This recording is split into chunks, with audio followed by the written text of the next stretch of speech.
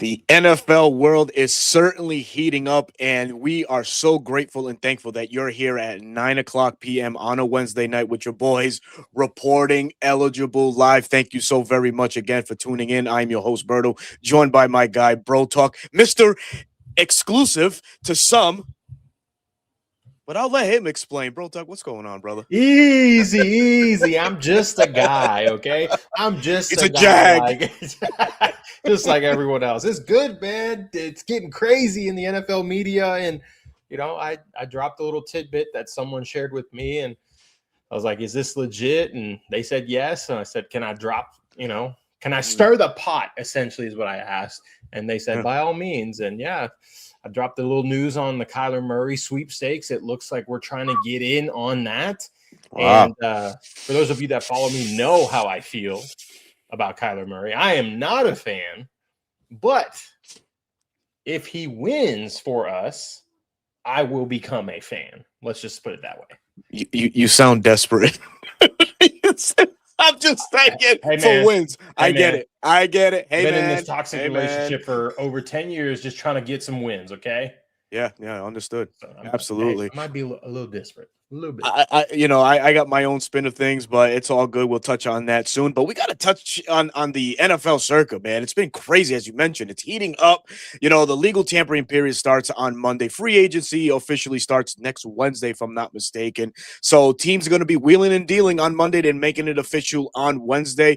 But teams are already alerting their would-be free agents that, hey, you might want to seek employment somewhere else. And of course, with the news of Kyler Murray being told today that he's going to be released on the first day of the new league year by the Arizona Cardinals, of course, it has people talking, and for many reasons, right? Kyler Murray, sure, a lot of people knock him because of his stature, but one thing he can do, he can ball, right? The kid does have more wins than he does losses, and those Arizona Cardinal teams in those days did look pretty good under Kyler Murray, and you can only salivate at the possibility of teaming up, a Kyler, a Bijan, a Kyle, and a Drake.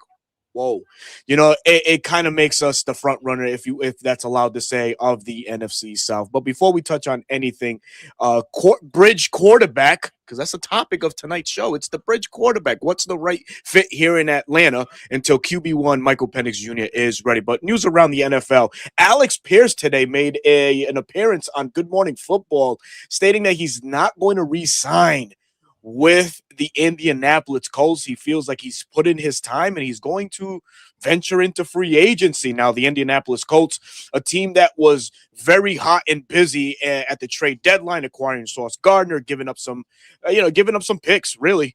And to try and solidify that team, now could be looking at needing more offensive weapons with Alex Pierce's potential departure. What say you, man?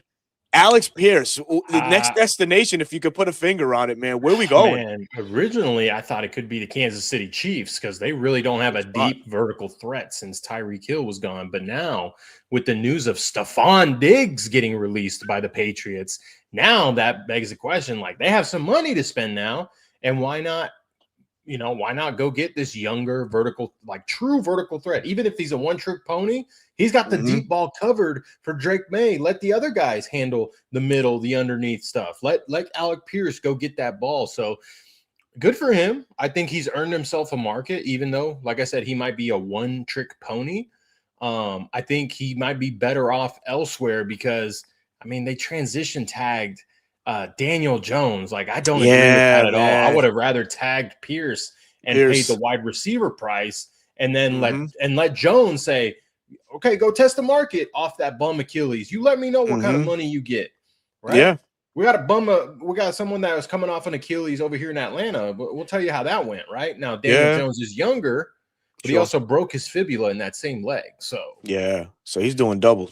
It's crazy. It's going to be a long road to recovery for him. But you think about that, right? Not putting the transition tag and just officially placing the tag for for Alex Pierce. That could have opened a window of possibility of Kyler Murray joining the Indianapolis Colts. That would have been a nice little, offensive with Jonathan Taylor and potentially re-signing Alex Pierce if they could. Michael Pittman, another wide receiver that's on the fringe there in Indianapolis. We have heard some things that Indy might be looking to move on from the USC wide receiver. So, it's looking bleak right now in Indy coming off, a pretty promising year until Daniel Jones went down and then the season went with them. So moving on, Max Crosby also quoted as potentially being a Dallas Cowboy, being at he was at a concert and, obviously people, play big on words and, he captioned the word, I think it's, I'm a lone ass cowboy stuck in my jeans or some shit. And people went, they went crazy. Yeah. Wait, of course, right? But when you think Dallas, right? Dallas does have the capital. Obviously, they did one of the boldest things ever by trading Micah Parsons at the beginning of the year. They were active in not in free agency, but at the deadline acquiring Quinnen Williams and a couple other bodies. They do have the assets to go and get a Max Crosby, but Max Crosby in the Lone Star State. Wow, man, what a defensive line that would be. Pairing him with Quinnen Williams would be, hey, man, hell on wheels, a nightmare for offensive teams. Another team that's in the mix, I think it was the 2021 team. The LA Rams are the other team in the mix to get Mad Max. This screams Jalen Ramsey and Von Miller. The year they won the Super Bowl. Because they just got Trent McDuffie, who is on his rookie deal, right? He's on his fifth-year option. They don't have to extend him. They could tag him and try and extend it, but all signs point that they're probably going to extend him. But you just traded for him. You still got Atlanta's pick at 13 in the first round. They're going to want that. They're notorious for trading their first-round picks away. So why not do it again for someone that's proven, who's already got an extension, gets a change of scenery, goes to an actual winning franchise, right? Dallas is kind of, it's a show. It's tax-free, no state income tax like California. But, man, the chance to win a Super Bowl, the Rams were this close. Because if they beat Seattle, I think they beat the Patriots. Absolutely. Let's be real. Because Jared Verse, Mad Max, Kobe Turner, oh my God, Fisk, like the names go on, and then you have Trent McDuffie, and then as good as Les Snead drafts later in the round, like he's gonna find this gem of safety or gem nickel or whatever he needs in the later rounds, right? Yeah. So Rams and Cowboys are the two favorites right now. Yeah. Was Les Snead? Was he a part of the Grady draft class, or was he gone? I think he was a part of it. Speaks volumes as to how he knows how to pick those we're good at finding the young, like up and coming talent. We just don't keep them in house. No, we don't, man. We don't. It sucks, man. Some other news going around also. Super Bowl winning team, the Seattle Seahawks, may be parting ways with Rashid Shaheed as they cannot come to a contract agreement on a long-term deal.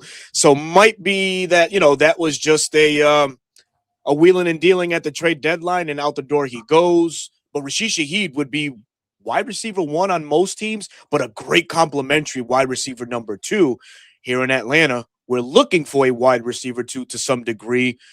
Could the Falcons shock the world and really go into as it stands now, right? We need an overhaul, right, at that wide receiver spot. We still don't know what's going to happen from now to the weekend with Darnell Mooney. That's been so much back and forth. Could he take a pay cut? Could we trade him? Could we cut him, right? In efforts to save some salary cap money, we only have $9 million now because we did tag Kyle Pitts and some other contract situations that we had behind the scenes. So is Rashid Shaheed maybe a possibility here in Atlanta, back in the NFC South? No, I don't think so. I think his number, even though it's not going to be as this high is brutal. I don't think it's going to be as high as like Alec Pierce high, but I think it's without a range. I mean, this just screams following Kubiak to Las Vegas. Like you're going to draft Mendoza number 1, right? We quote unquote don't want to rush him into the mix. They're going to start him, right? Get him a receiver, and if they trade Mad Max and get the number 13 pick, well, now you have the option of pairing him up with Jordan Tyson and Makai Lemon. Ooh, whoa, Makai Lemon. Speaking of Makai Lemon, for those that watch the combine, wow, was it Makai Lemon that hurt his draft stock? Yeah, they're making some sort of noise. We got something simple tonight, folks. A plate that my wife made, by the way. There we go. Happy anniversary. Oh, this is it? Well, there's another one, but Oh, this is, by the way, me and my wife's 9-year anniversary is tomorrow. Congratulations. Thank you. So this is something my wife made me, a nice little plate. I actually really like it. We got some homemade fresh sourdough with some jelly and some butter. Okay. It doesn't get any, for those of you that are sourdough lovers, doesn't get any better than this. Berto, do you like sourdough? I do. Oh, he likes sourdough. Yes. I heard it. Yeah. Love you. Oh, that's awesome. I forgot. Yes, Makai Lemon. Yes. The whole looking at the camera like what's that a character in the Jungle Book, the snake. What's Oh Bagheera? man, you got me. You got me. Ka? Oh, Ka the snake. For those of you seen the Jungle Book, right? Just look right here. Right here. Mm-hmm. That's what it felt like he was doing. Right. And I think it's going to be a lot of smoke and mirrors to try and get him to fall. He's a dog.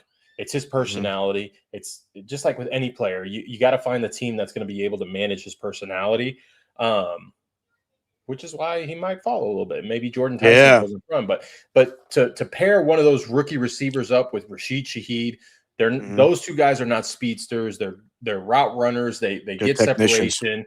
Right. Mm-hmm. And you give the young quarterback weapons. That's where you set up for success. Right. So absolutely. And with Brock Bowers there too, and Gentry, Ashton Gentry. Like it's a good looking young offense. The core is there. Right. Exactly. Oof. So that's awesome, man. Yeah. I mean, that's where I think it could happen. What else you got?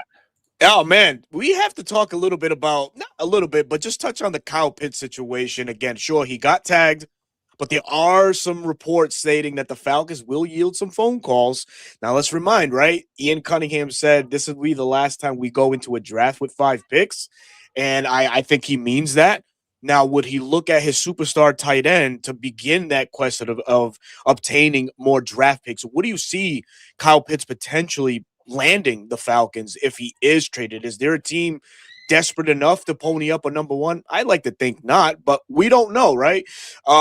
Maybe a number 2, that's a strong possibility. A combination of 3s, that's a possibility now in the future. But Kyle Pitts off of a Falcons offense, how does that change the dynamic now? So, especially in Kevin Stefanski's scheme of things, right? He loves utilizing the tight end.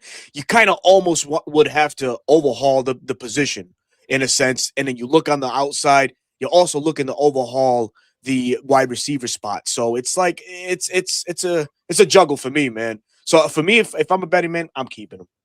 Yeah, I think the only real reason or real way that he gets dealt is if it's a deal you can't pass up. If a team comes up to Ian and says, "Hey, we're willing to give you our third, if it's a high third, right, top 100, and a future third or a future 4th," man, that's hard to pass up with a man that wants as much draft capital as possible. If it's a second plus a future, bro, like, hey, Kyle, we love you, but the future is now.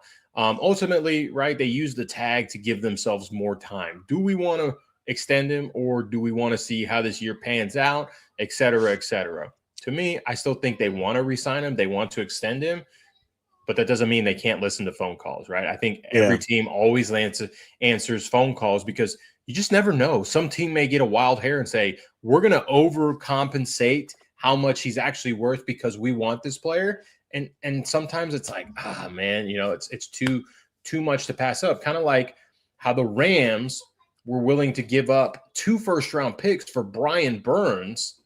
The Panthers turned it down, and then they only got a 2nd and a 5th from the Giants. Like, yeah, hello, like, you dummies! You should have traded him if you were going to trade him, right? Yeah, right. It's just, you always field calls, and I'm sure they're fielding calls for other players, probably Jesse Bates, maybe an offensive lineman that's on a contract year, Matthew Bergeron. You just don't, you never know, right? And I think they're trying to keep the continuity, right? Tori put out a piece on how Ian kind of hit the ground running day 2, getting meetings set up with Tommy Reese and Jeff Ulbrich, going over the roster. Like, what do we like here? What's the vision? What type of players do we want? That way he could start self-scouting and start scouting college players, free agents. Like, he's been in the weeds trying to get this roster to where he wants it. Now, whether or not he can do it in one season, we'll have to see. But yeah, you just you don't ever not pick up the phone, especially if you see like a Howie Roseman calling you, like, oh, this guy means business, you know? Here's one from Duncan. What's going on, man? He says, unpopular take trade Drake for a haul. This enables Atlanta to trade up for a QB in 2027, sign the stud receiver Dobbs, and fortify the trenches. But that's a lot of asking. So what's a haul look like for Drake London? I mean, does London command 2 number ones, a number 1 and a number 3? You know, what's his ceiling as far as draft compensation? You know, he's on his 5th year, and he's due for a contract extension. You know, so really, what does the language look like for Drake London? And the Falcons, again, do they even want to move on from a superstar like Drake London, man? And you know, put all your chips on the table on one of these rookies that are coming out. There's a lot of high profile wide receivers that are coming out, you know, and I don't know. I just don't think it's not an unpopular thing, because anything can happen at the end of the day. I just don't think Atlanta should put itself in the business of getting rid of their superstars right now, especially when we're so close really to getting to the playoffs. Obviously, without a Drake London, the chances dwindle a bit in that sense. So you got to be real methodical in how you approach these things. Yeah, I don't see them trading Drake London solely for the fact that he's probably the only guy right now that's going to make the roster as far as the wide receiver room It's goes. a lock. Now, if we were in the Bears situation, right? Romo Dunze, DJ Moore, who was the other guy? Luther Burden that they just drafted, right? You have a plethora of wide receivers. It's like, okay, yeah, I'm willing to move off one of them, and that being DJ Moore, who's got the bigger contract, right? That's when you start seeing those types of things happen. When you have a plethora, a good amount of depth, guys that could be starters for other teams, that's when you really start seeing those types of players move. So as far as Drake moving, it's very, very unlikely in my opinion. Not impossible, but very unlikely in my opinion.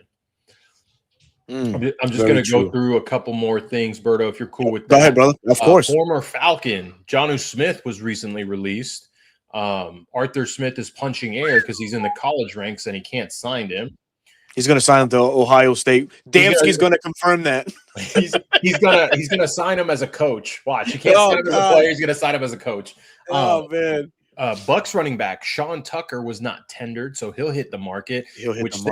Reporters are now like, oh, Tyler Algier, which to me, it doesn't make sense for him to be a backup here, limited touches, to just go be a backup and be limited touches behind Bucky Irving. Zach Robinson showed when he was here, he's not willing to split carries. Right. If anything, I could see him go to Detroit now, where he would split carries with Jameer, because those play callers do split the carries. Or he goes to Chicago, right? Chicago. Speaking of which, former Falcon Drew Dalton, my God, retired out of the blue. That was a shocker right there, man. Yeah, it was a shocker. Hopefully he's okay, but you know, his dad played in the league. I'm sure he had some say, seeing his dad's and the after effects of playing for so long. So just a bit of a shocker at 27 years old. Yeah, we wish him well, right? We dodged something there, right? It becomes a need for the Chicago Bears again. Jonathan Allen, Javon Hargrave, Minnesota Vikings DTs, cleaning house, man. Bro, the Vikings last year. They just signed them last year, right? They were talking hella mess. Oh, we fortified the trenches. We're going to be the best to front. Yeah, on paper, but it didn't pan out. So they released them both. They are allowing Jonathan Grenard. That piques my interest. A trade, right? If they can't find a trade, I wouldn't be shocked if they cut him. If they do, run. Go and get him. I'm big on Grenard. Me too. So big on Grenard. Someone else that I don't know a lot of people know who he is. I'm not sure if you do. Cowboys backup offensive lineman, center guard Brock Hoffman, who's a restricted free agent, wasn't tendered. Yeah. He piques my interest. He's only 26, had some starts for the Cowboys at center and guard, provides good depth. That guy, he piques my interest as far as bringing in. Trey Hendrickson, not getting tagged. Where do you think he's going to land? Ooh, man. That's a good question. Where does Trey Hendrickson land? Still right? got juice, in my opinion. He still got juice. I mean, you kind of almost have to say Philly, because Philly is the team that's always on these vets, these high profile vets. They're always in need of pass rush. So let me ask you this question. Does he fit what Fangio wants to do with those edge rushers? No. You know where I think he goes? Oh, God. The Titans. The Titans? Oh, with Salah. Ooh. That would be fire. They don't drop those edges. They don't, right. Their edges don't require the dropping coverages. That's it. Play the pass. Yeah, but wait, hold on. But they just traded T'Vondre Sweat. But they traded for Jermaine Johnson. Now you got both veteran edges. You and do. If you want, now you can draft your wide receiver at number 4, whether that's Tate, Lemon, or Tyson. Yeah, true. No, you have a point. You have a point. You're like, yeah. They could even take a left turn and draft my boy David Bailey out of Texas Tech, who fits like a Jermaine Johnson, build, that type of body type. So that's my opinion. I think it's great. Titans it's great. Is where they go. Mekhi Becton, Jones Bones' guy, got released by the Chargers. The answer is no. He just can't. He can't. His conditioning, bro. He's got to get off the field and catch his breath, man. Yeah. Where did oh my God, Dwayne Ledford go? He went to Baltimore. That's a spot for him. Follow his old college coach. Hold on. But he didn't run a whole lot of outside zone. He ran more gap inside zone. Gap. And if Dwayne's going to stick to that outside zone, that big body, he's not going to be able to hang. He's not hang, bro. He's gonna kill Derrick Henry, man. He's gonna be the death of Derrick Henry, brother. He's gonna be the death of Derrick Henry, bro. Appreciate you, my guy. Man. Will Dissly, for those of you that know your bag, former Seahawk, former Charger, was cut. Yeah. Hey, I'd be open to bringing him. He's a good receiving option, good blocking tight end. We talked about Stephon Diggs being released. The answer is no. He already has problems as it is. You want him to come to Atlanta's party life? No. Keep him away. Bobby, what's his name? How do you pronounce that last name? Okuri? Okuri? Something like that. I'm intrigued. I don't know a whole lot about him, but hey, he's a linebacker hitting the market. Yeah. I'm intrigued, right?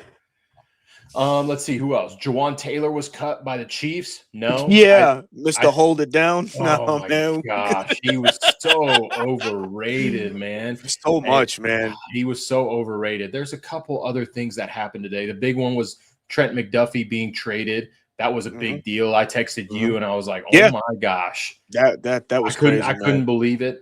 Let's see. Yep. David Montgomery to the Texans. That's David a good Montgomery. Spot. That is a good spot. Do you think they overpaid for Montgomery? A lot of people are saying, or they did. I'm not gonna lie. I didn't see the full trade. It was like a fourth, a player, an offensive lineman, and then like a sixth. Oh yeah, Juice Scruggs. So offensive lineman. A lot of people thought they overpaid. I think they overpaid a little bit. I would have sent a fifth the player and maybe like a late day 3 pick, but that's just me. Oh, hey, it's valid, man. Valid. One other thing too, man. The Falcons go to Madrid. That was announced. Who's going to Madrid in the chat? Who's got money like that? We know Damski's going. Well, Damski got some goddamn money. Don't let him fool you. Oh, that boy is from Portugal. That boy is Portuguese. He probably has a winery down in Portugal. Don't let him fool you. Oh, man. That's awesome stuff, man. So, I'm excited because Lisa's going. Oh, out of the rides up to it. Let's go. That's Lisa. Dope. That's dope. I tried to convince my wife. I was like, hey, your birthday's right around that time. We can make it like a 2-for-1. I just need one day to go see the Falcons. We spend the whole week in Madrid. You go do your thing, and then we go do my thing. And then my buddy, who is a Bears fan, that could potentially be our matchup. Be like, we can go with them, like make it a family vacation. She's like, yeah, no. I was like, I hate this. What? Bro, you got to take that James Pierce jersey. Hold on. It's signed personally to me, man. It's I don't hard to know, take that man. down. It's hard to take that down given everything that's going on. You know what I mean? But that was personally to me. I got to talk to the man. It was dope. It was a dope exchange. I don't know if I'm gonna ever take that down, man. But I hear you. I hear you, man. For sure, I hear you, man. I think that pretty much wraps up the news that is really, because yesterday it kind of started with a bang, and then everything, the Falcons announced they were going to Madrid, and then the franchise tag window closed, and then Dahlman retired, and then it just kept going. So I think we're caught up. No, we're not. What happened? April 2nd. Oh, yeah. The jerseys drop, brother. Jerseys drop. Yeah. Yeah, man. From everything that we're seeing, it looks like we're going to go to more of a simplistic look. And back to the red jersey primaries, which I'm kind of excited about. Dude, give me red jerseys with gray pants, black stripes. And then the black helmet, the matte. We're not going back to are we going back to the matte black or the slick black? It's probably slick black. Because you got to keep it modern and contemporary too, right? Yeah, you can't go full old school, man. And it's less than 30 days. Thank you, me. Appreciate you, brother. Dude, it's crazy because like just weeks ago we were talking about the halftime show, the Super Bowl, the combine just passed. Now the window's going to open, and then we're going to get about a couple weeks, and then bang, our jerseys drop, and then bang, the draft drops, and then a lull. Oh God, the lull before brother, that's like the period in time where every content hater is literally punching air because there's like nothing to talk about, man. Eric, what's going on, man? Why not April 4th? Is that your birthday? Is that a significance? Please let us know. April 2nd is a Thursday, so April 4th would have been a Saturday. Saturday? I hope so. Okay. I hope so. I got you. Yeah, right here, man. AJ Terrell's in the reaction said about time. I'm thinking they're going back to the classics. That's the case. I'll take it, man. They're going back to red, right? He was the first round, like our first round pick that wore the new jersey, so he never got to rock those old red jerseys. Those old red jerseys, man. I think I have one of them signed too. Yes, my Julio one. There you go. Yep. I saw Bijan's. Bijan, when he made it, his eyes got big. It looked genuine. It didn't look like, oh, let's put something on for the camera, right? So I'm hoping they got it right this time. Absolutely. What's funny is I just when I went to Atlanta, I dropped some money on my Bijan jersey, and now they decided to change the jerseys. But oh well, that's all right. We'll get more. Yeah, that's crazy, man. So, all right. 30 minutes into the show, man. The meat and bones. Let's get into it.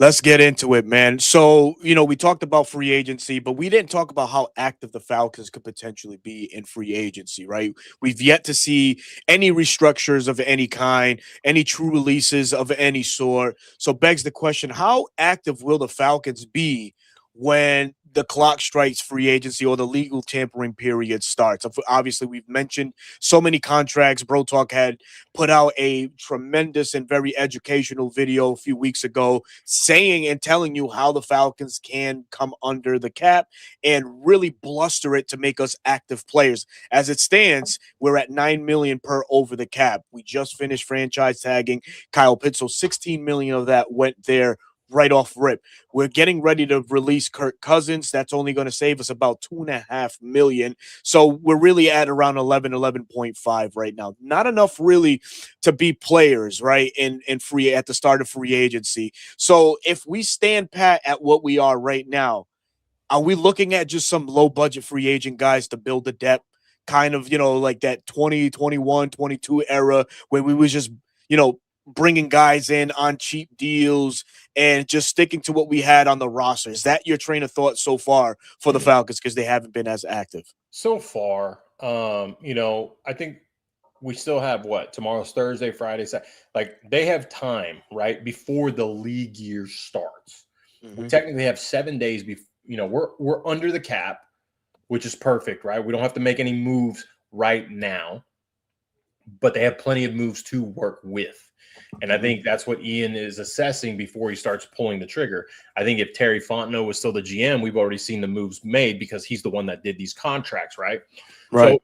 So so much could be happening in the next couple of days. We've seen the Cowboys restructure players, the Chiefs restructure Mahomes and a couple other players, cut players. I don't think we're going to see a lot more cuts. If we were going to see Darnell Mooney cut, man, I feel like we would have already seen it like done. That's just my opinion, but that doesn't mean it can't happen within the next 7 days. But yeah, we can make about 20 to 30 million of space with some restructures with some key guys. If they really want to go after a big fish with whatever position it may be, they're going to have to. I think we're still going to be active, but we're going to see a lot more low budget guys to fill the roster. We may get one splashy move, but Terry didn't really set us up for success with this new regime, which the new regime will get their hands in it by next year. But I have to ask, right? Because obviously when this time comes, like you mentioned, something that Terry Fontenot would have done, but we're comparing GMs now and how Ian is attacking versus how Terry operated. Do you feel like what Ian is doing right now is the right move? Sure, Terry was always allowed us the ability to be active in free agency, acquiring players, but the contractual means is what was hurting us. The dead money cap, was rising, and every year we were, backloading contracts just to get under compliance at some time. So is this already a W for Atlanta? Well, in regards to the money situation, how Ian's already playing it. So I would like to say, yeah, absolutely. This may be the year where we don't make a splash, but we're still competitive when it's all said and done, and that's okay. I think that's the allure, right? We always talk about, like, we have the talent. It's time to put it out on the field. And Ian, after having those meetings with Kevin, Tommy, and Jeff, may view it the same way, where it's like, hey, let's fill the roster with some good players, good depth players that won't cost us a lot of money. This free agent class is weak. Let's just build depth, add to the guys that we have that we feel like can win us some games. And then next year we're already thinking about next year, right? Because that's what Ian has to do. So I think Ian's on the right track. He's trying not to kick the can down the road, per se, with some of these contracts. You've got contracts expiring this year, then he'll have to make a decision, right? Does he want to do like what the Eric DeCostas do, the Howie Rosemans do, where he lets them walk because they know they're going to be overpriced, but you receive comp picks in return, adds that draft capital that he talks about that he wants so much potentially. But again, it's 7 days before the true league year starts. So he has up until that time. And I know this man is working long hours, assessing everything, having meetings with his head coach, having meetings with Matt Ryan, like just going over it, because he wants to set up this team in his first year, set it up for success. And it's funny is it with Matt Ryan, it's kind of coming full circle. And we're going to touch on the quarterback situation, right? His last year here, Terry was the one trying to regain cap. And now his first year as football, president of football, is trying to regain cap. Yeah, man. And then that's crazy. Same thing. Like, we haven't had a stable quarterback at the position since Matt Ryan left, right? And now Matt Ryan's here trying to fix that issue. So maybe we just needed to make this full circle moment to get out of the hell that we've been in. Absolutely, man. So 2 low flyer free agents you see Atlanta targeting, just randomly, 2 of them. 2 low flyers, the ones that are willing to take cheaper deals? I guess, if you want to say it. Yeah, sure. Why not? Kyler Murray is one of them. Okay. Because and people, I saw someone put this out there. It's like, why is he going to take less money if teams are after him? Well, if teams pay him more, that alleviates Arizona from paying the $36.8 million. Yeah, you don't want to do that. So teams don't want to cure that, right? They want Arizona to pay that and say, absolutely. And that's their talking point. It's like, sign this vet minimum deal. You're still getting your money from Arizona, and you're going to see the field. So he is someone I could see take a flyer. And then Greg Newsome. I think, could come in at cheap a cheap price. If that's not something we're doing in the draft, then that's someone that I think could come in at a cheaper price, because the linebacker market apparently is going to be very high and going to be out of the range for the Falcons. So second rounder could be a linebacker. Could be. Oh man, that's awesome. That I'm not gonna bring up Anthony Hill Jr. I think I'm out on Anthony Hill Jr. Good. Good. Oh man, for me, Greg Newsome was one guy for me. I'm in the trenches. Give me Tim Settle Jr. That's another guy there. Big defensive tackle. That's your we guy. need it. Yep. That's my guy. We need him. I think we need him in Atlanta. I like how he's rounded out his game in Houston. Obviously, he has ties to playing with Coach Nate Ollie from Nate Ollie's time in Houston. So this is a guy that knows what to do. He knows what to expect.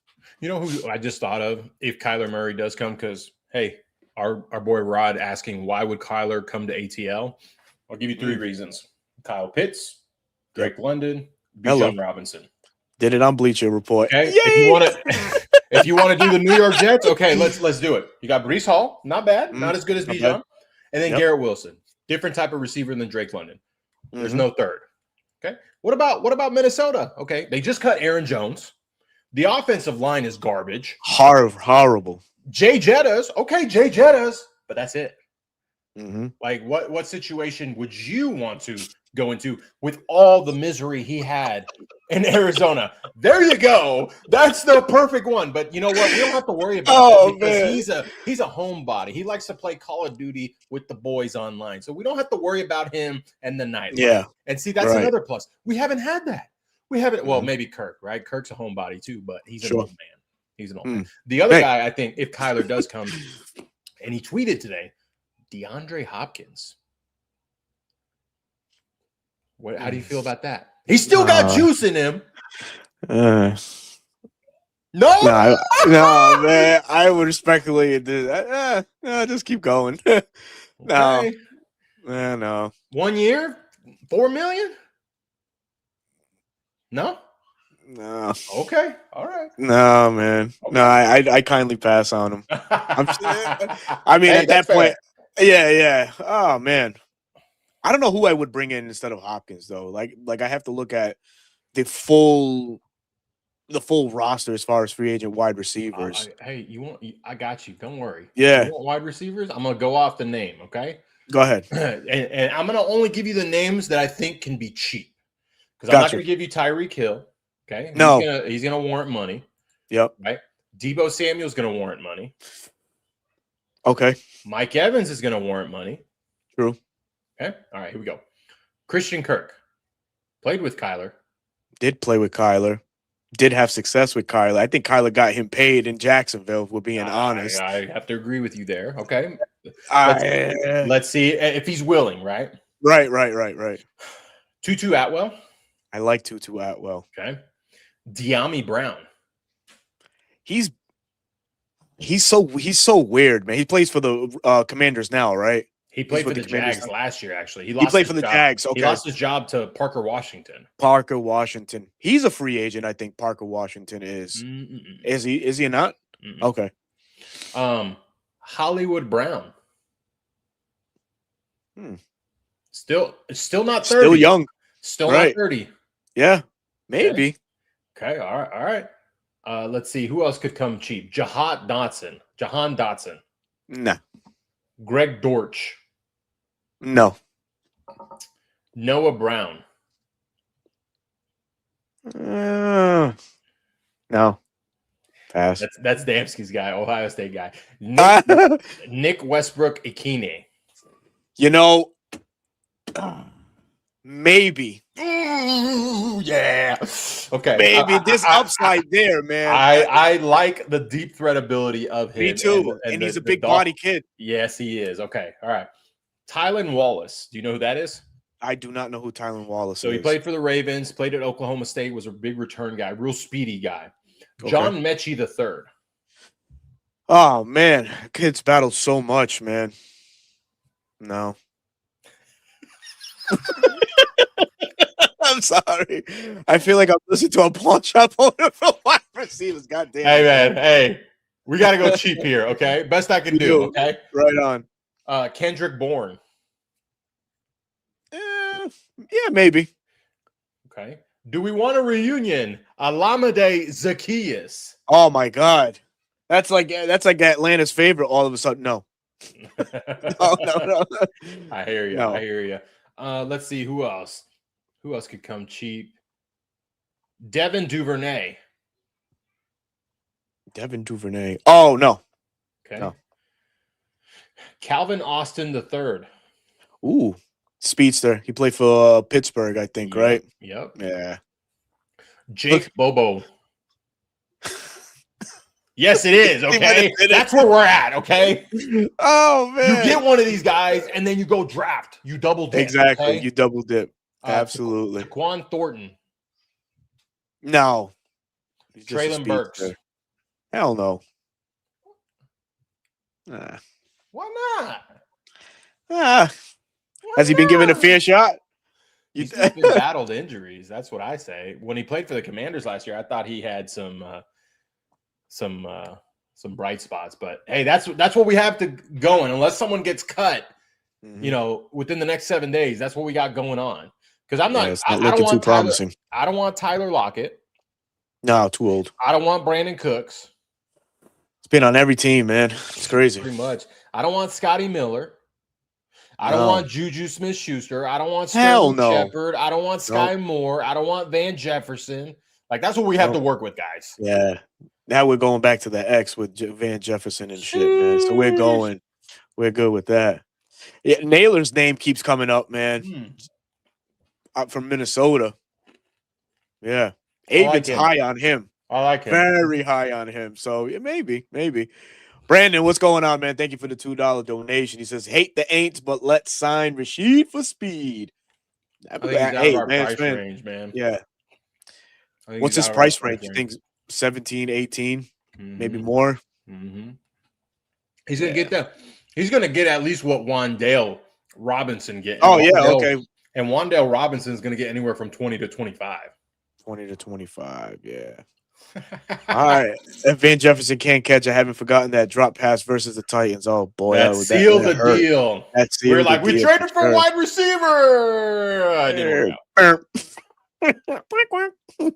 Oh man. So moving along, man. So we did that. Will the Falcons be surprisingly active in free agency? But now we come to this, the moment that a lot of people don't like, the truth, right? Some harsh realities that the Falcons could face in the 2026 season. Some harsh realities, and I go to this.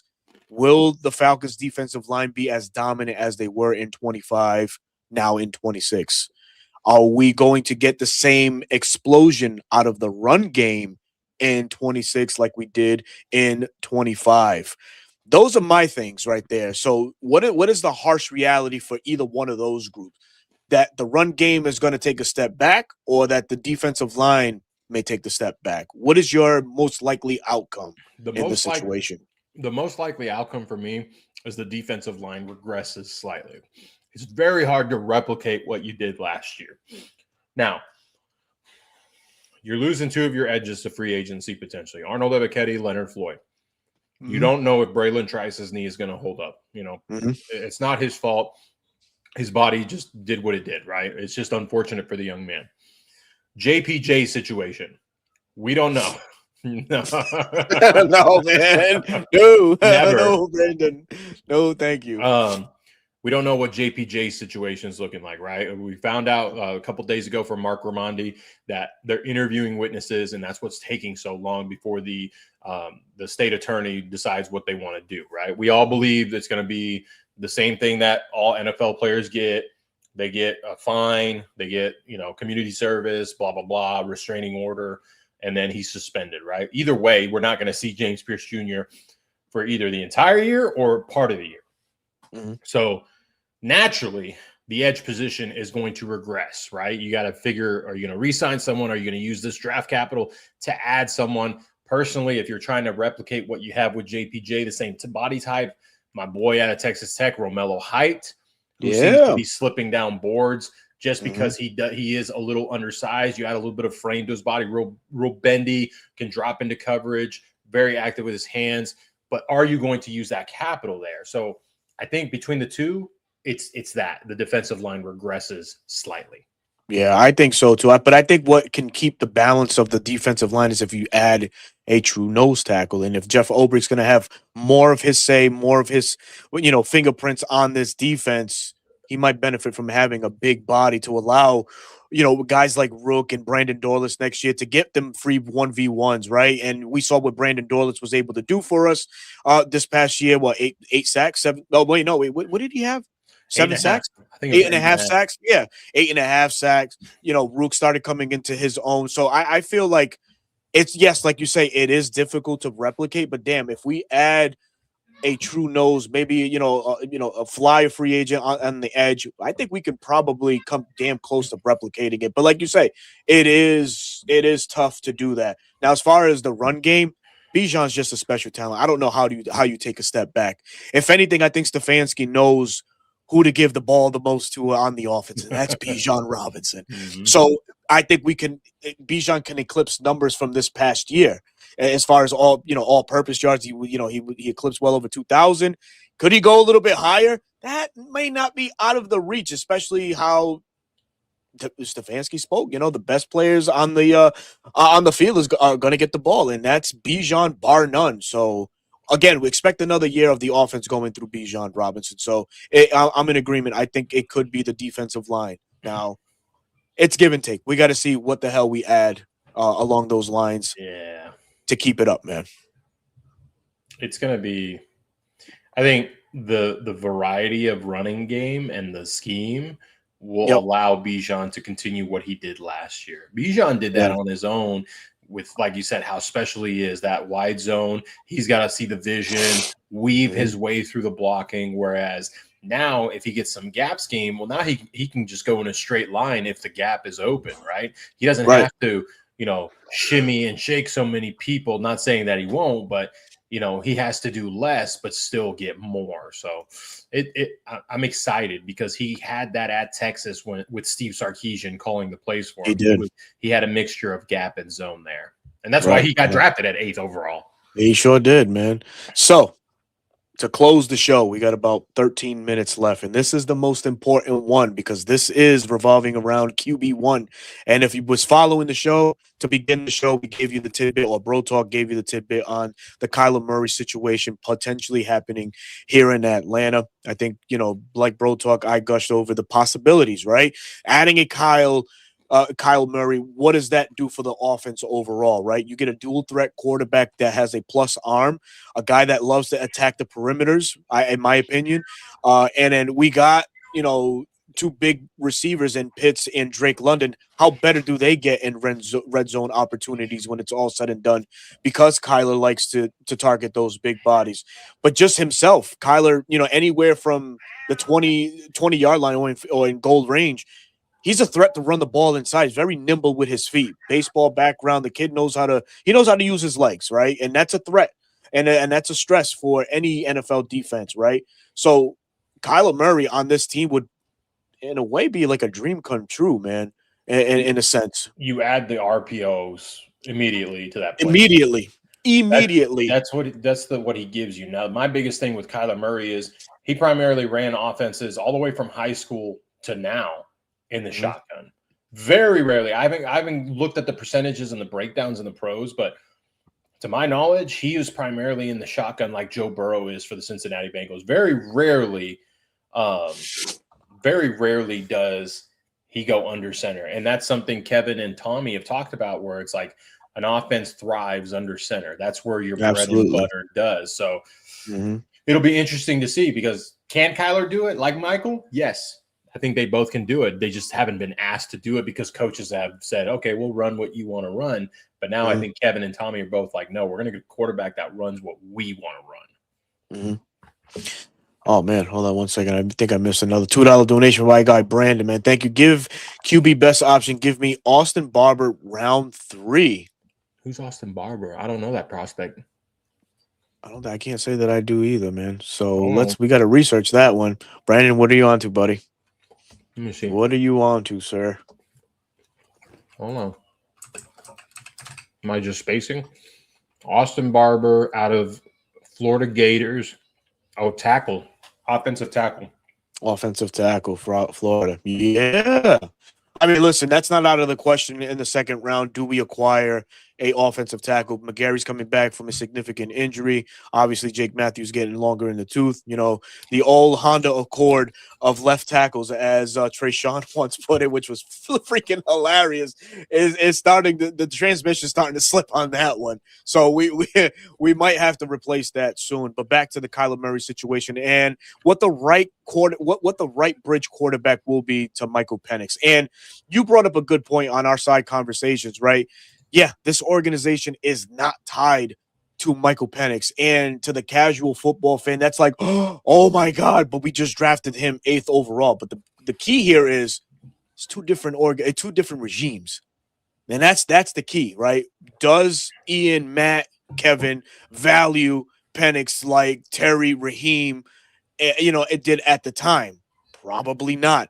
They can say the young man has, great talent, because obviously you're not going to sabotage a player that plays for you right now, right? And if you decided to cut ties with him, you're still not going to run his name through the dirt, right? This was an 8th overall pick for a reason, right? But that was through a different vision.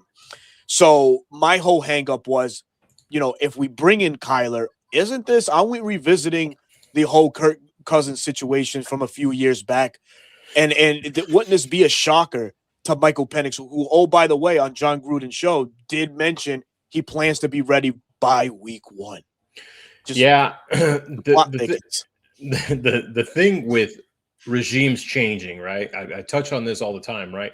Regimes tie themselves to quarterbacks, right? Arthur Smith tried to tie himself to Marcus Mariota, then tried to tie himself to Desmond Ridder. He got fired, right? Mm-hmm. Terry stays, right? Mm-hmm. The coaches before him were lucky enough to have Matt Ryan that they didn't have to worry about it, right? Right on.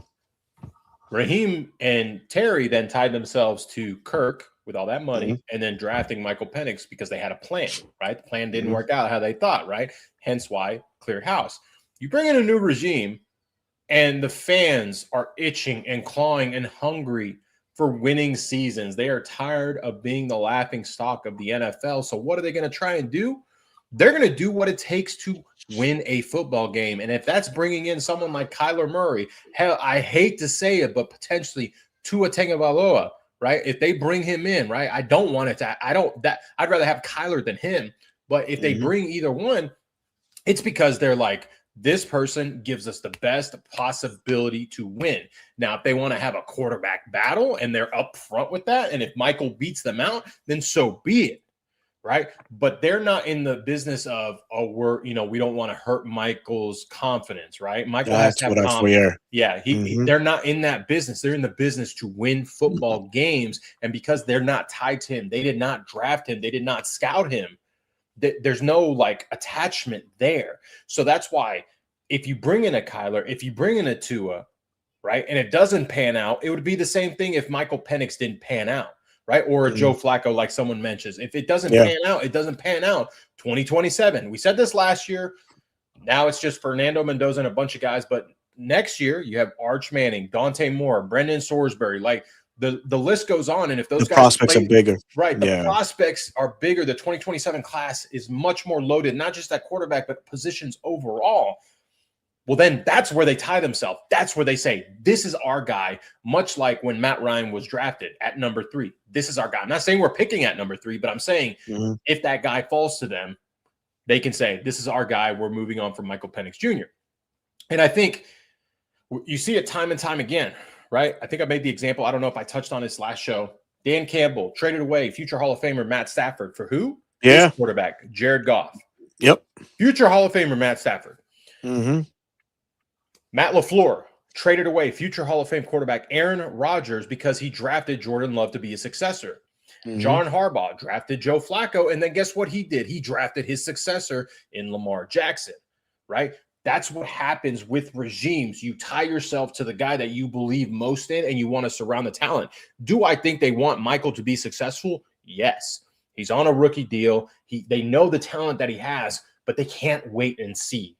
That's why every quarterback is tied to the Atlanta Falcons because it's like, hey, you were in a 3-way tie last year with subpar quarterback play. You get top 20 quarterback play. I'm not even asking for top 10. You get top 20 quarterback type play. 20 play. You're winning 9-10 games and you're winning the division because the division is still weak.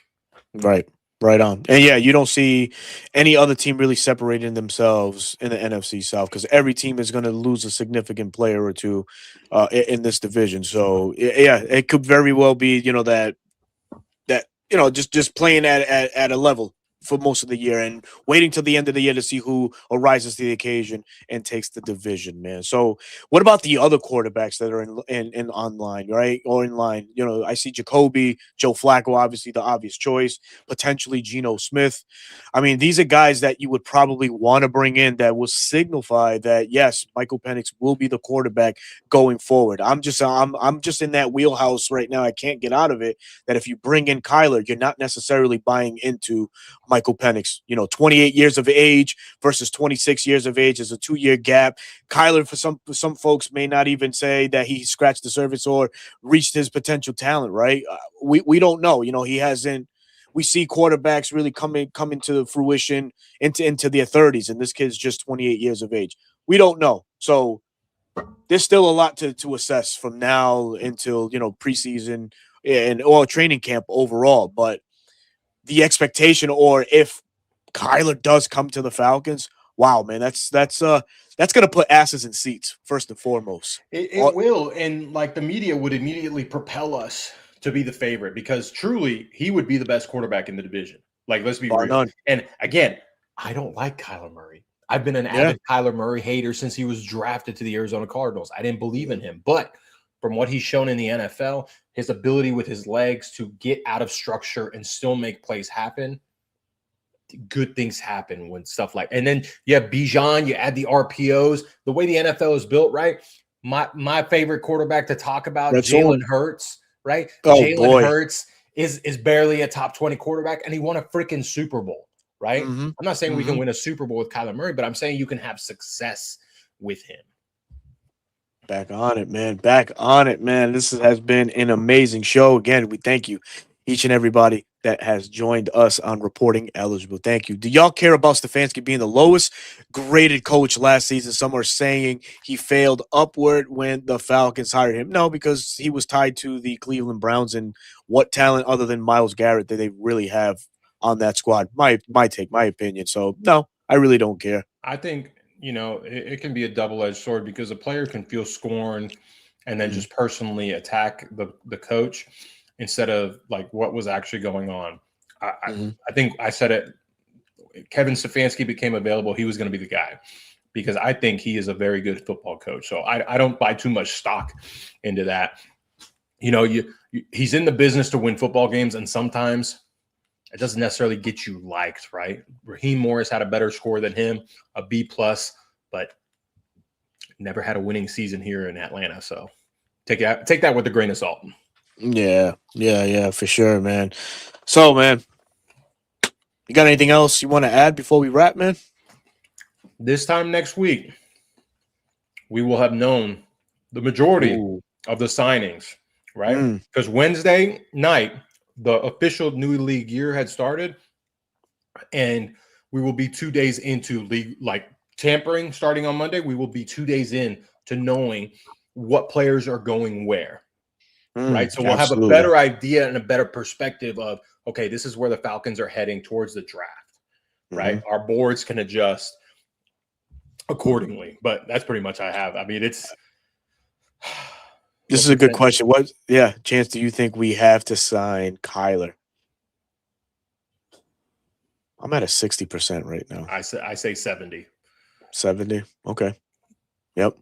I think it's all on Kyler. He's been in the league long enough that he can pick and choose where he wants to go, right? Does he want to choose the Minnesota Vikings, the de facto winner in all of this? Because by multiple media reports, that's where he's going, right? But again, Kyler, does he will he risk leaving or not playing for a loaded squad just to play with Jay Jettas, right? And the Vikings having so many needs, as you pointed out earlier in the day, with Atlanta, it's kind of turnkey, man. You come in, you're the driver of this Ferrari, and brother, just go and be you. That's it, man.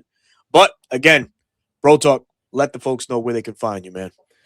Well, guys, as always, short form content at Dirty Bird Central, YouTube Shorts, Instagram Reels, and TikTok. Yeah, that other one. Long form content does return. I dropped my first mock on Twitter pre-free agency, no trade. So I'll be making a long form video kind of explaining what the thought process was there and why those players were selected in that position. And then at BK Squared 7 for Twitter, it's ramping up. So I will be very active in the coming days. So if you want my thoughts or opinions, that's the place to go look for them. Awesome stuff as always. Please make sure you go and follow Bro Talk on his personal YouTube channel, and for both at Dirty Bird Central on YouTube and 95 North on YouTube. I'm your host, well, the other half of Reporting Eligible, also known as Berto, 95 North Falcons Talk Show. Also, you can find me on Bleacher Report, short form content Monday through Friday, coming at you hot and heavy with everything Falcons related topics, news, when it breaks, you name it, I got you covered. Until then, we'll give you your Wednesday evening back. Look forward to a stacked Wednesday night with content from your boys, because the news is going to be flying. So we're going to be as opinionated as allowed on not just the Atlanta Falcons, but maybe every other team in the NFL. So tune in for that. And again, until then, enjoy the rest of your week. Be safe. Thank you, everybody that has come through. We'll see you next week. Peace.